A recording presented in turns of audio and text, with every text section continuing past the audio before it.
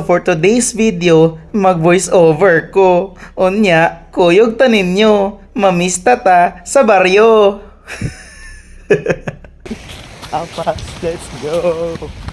So diri guys, hapit na daay ko mabiyaan sa pambot. Munang nagdagan-dagan ko, pero nakasakay jud ko. Unya, og taga-Bantayan Island ka, kabalo jud ka, ug asa ko papunta, tungod sa tingog og inistoryahan nila. Ohaha. Ay, kasi gising lakat na Kasi na friends, pero sa Bantayan, di ba nagtuwa na sila? Tuwa na. Og dito na lang taman ang tingog ni ati, kay basi og makapiray ta, og labing lab kuyaw, og mabarangan ta. Aray ko. Joke lang po.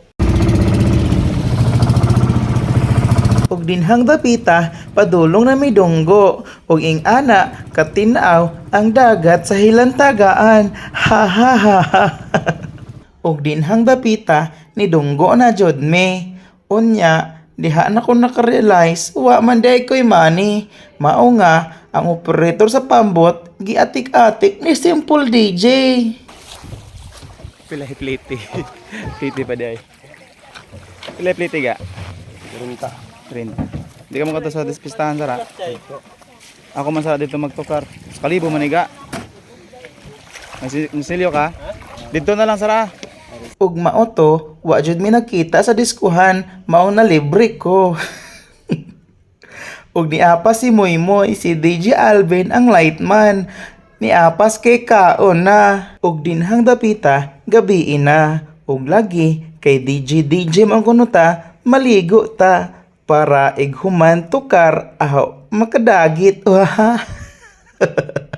Ug samtang wa pa magsugod ang disco, nagkoronasyon pa sila, mao nga nagmaninoy sa ako.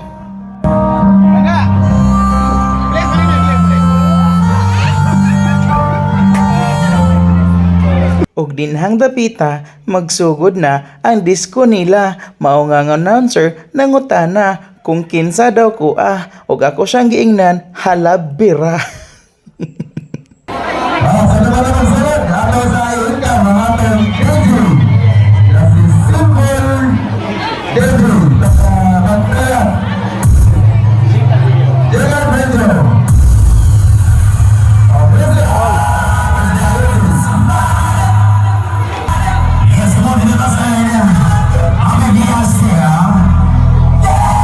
Ug mao pa gani pagsugod sa disco nila, mao dayon ang resulta.